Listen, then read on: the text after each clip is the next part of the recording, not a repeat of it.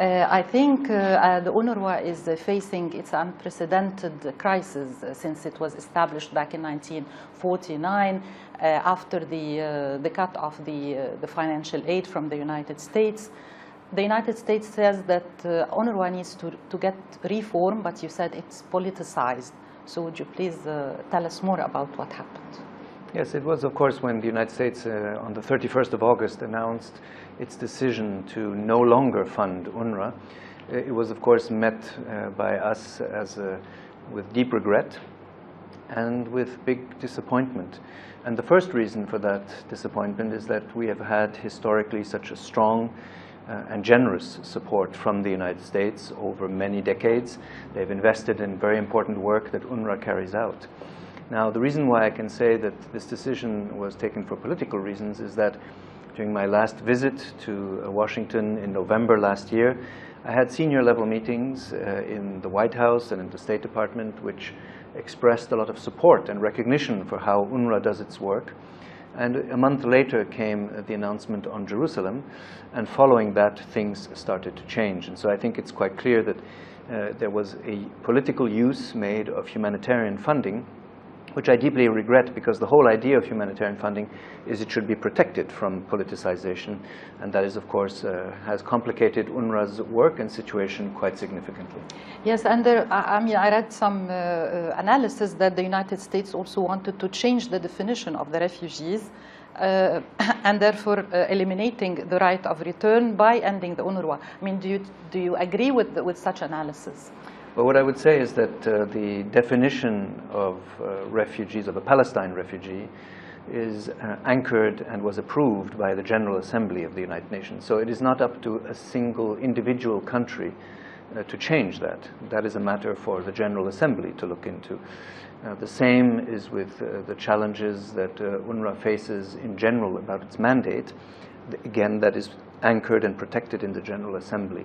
So I do think that there is a political dimension to this whole pressure, but UNRWA's focus is a human focus. We are focused on, for example, 526,000 Palestinian boys and girls in our schools, and this is an investment in human development, in the capacity building, that is absolutely irreplaceable. And that's what UNRWA wants to focus on. Also, the Israeli officials have welcomed the United States decision, and some other analysts say that this is related to the deal of the century. I mean, what do you think about the deal of the century and what's happening to the UNRWA as well?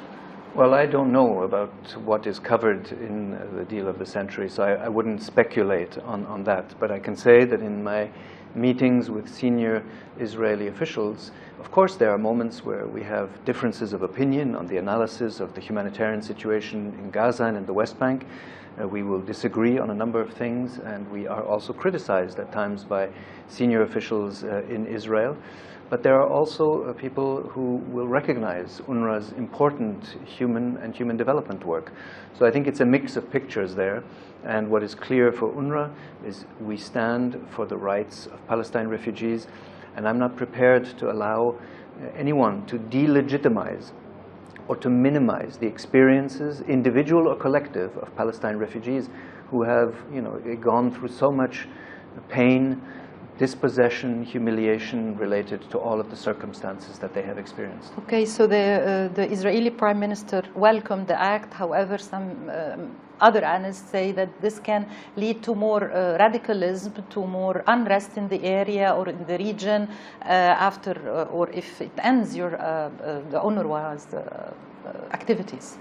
Well, it's clear. I go to many conferences internationally where people ask me, Commissioner General, are you not worried about increased radicalization in the Middle East? Well, what leads to radicalization?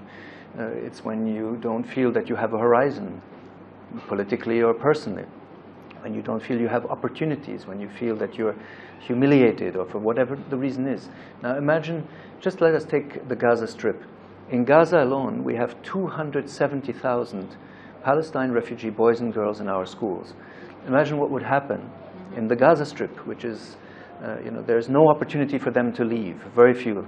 no employment opportunities, conflict on a regular basis. If suddenly the UNRWA schools close, what does that mean? And I think I can refer also to Jordan, where the foreign minister, Ayman Safadi, very regularly mentions publicly that if the 122,000 students who are in our schools in the kingdom did not have access to education, it would become a matter of national security and stability. So you will, since the United States had cut its aid, it's around 360 million.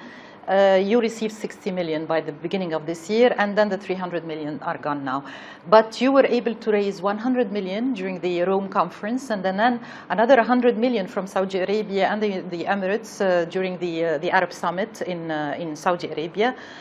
Now you have a deficit. You could raise a deficit of more than $200 million, as far as I understood. How are you going to cover this deficit now?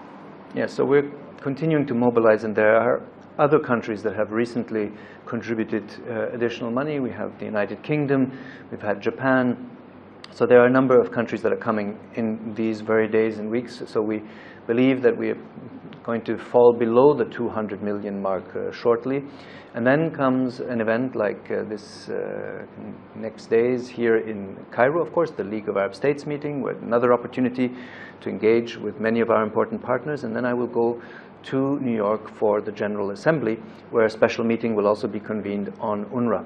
So we will look at all these opportunities. As I always say to Palestine refugees, we will knock on every door. We will not take no for an answer, because we deal with human beings, and therefore we have to focus on getting that money. We want to talk about Saudi Arabia specifically because it's the third donor after the United States, or used to be the United States, and now the EU, and Saudi Arabia is contributing $148 million, and then another contribution during the Arab Summit. So can you shed some light about the Saudi Arabia's contribution to UNRWA?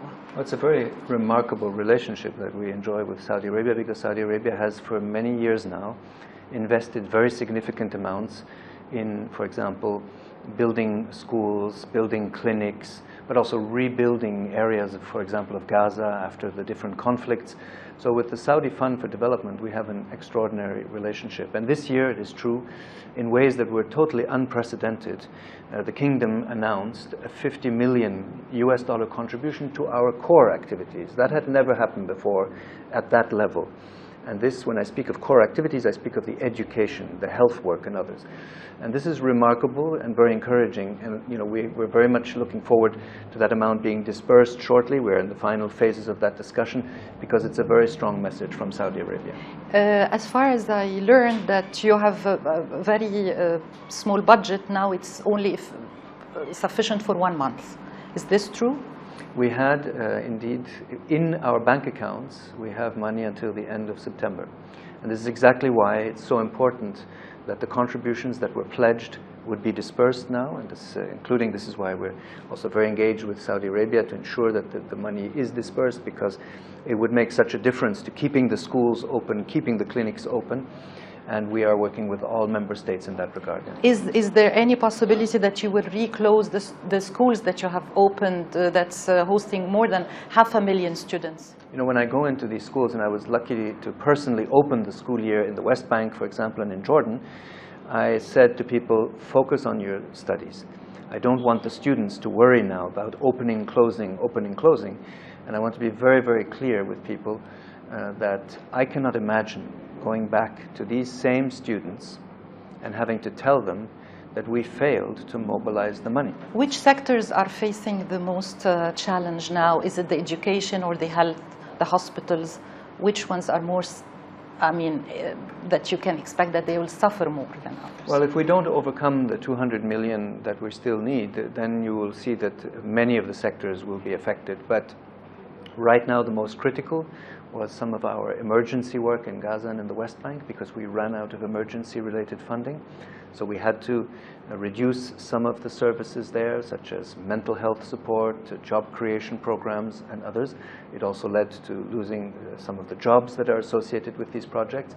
We did, however, manage to protect food distributions for 1 million people in Gaza, and the education system, which is so important. Okay, now you're securing, even if you have this deficit covered for $200 million, but you're covered for 1 year. You will face the same problem or even more next year. Do you have any plan for more sustainability, like the money from Zakat? There is $1 trillion, and you were not given any part of it. The part from the World Bank, from the United Nations, that it allows or it allocates a certain budget for the UNRWA. Do you have any future plans to have more sustainability so you won't have such a risk next year and the years after? Yes, that's a very important point, and all the issues that you raised are part of a series of initiatives that we have taken. Zakat funding, of course, we are eligible now for Zakat funding, so that's a very important development. We have to learn how to develop those approaches. We have to, I think, work more closely with different countries to prepare campaigns when that is relevant. There are initiatives in the World Bank and also the Islamic Development Bank for funds, trust funds or Waqf funds. We're working on those as well. And you're right to mention, of course, the contribution from the UN budget. So all of these measures, they were implemented and they were started before the US decision. So now what we have to do is to survive this particular pressure and then start again with these longer-term initiatives. Unfortunately, we're running out of time, but I have 2 more questions. Now, I think you have launched a campaign about the dignity in Malaysia. So are you expecting to raise, how much are you expecting to raise out of this campaign? So we don't know exactly how much money will come out of that. That's the uncertainty of these types of campaigns. But dignity is priceless is a very important theme. I think it sends back a message to the Palestinian community that we're focused not simply on distributing things. We're focused on their honor, we're focused on their dignity and their rights, and this is at the core. So as soon as we have details on how much we mobilize out of Malaysia, we'll be happy to update. My final question about the employees. You have dismissed 250 employees from both Gaza Strip and the West Bank, and you're expecting to 500 more will be on part-time. So is this causing any deficit in the activities that UNRWA is carrying out in Palestine or in other places? Yes, that's what I referred to earlier. We had to cut some of the emergency-related programs in the West Bank and in Gaza. And every single job that is lost is a big pain. And, you know, for example, for our colleagues who in the Gaza Strip had their contracts terminated because of lack of funding, not because the needs are not there, because of lack of funding, they find themselves with great difficulty to find another job because the Gaza Strip is with record levels of unemployment.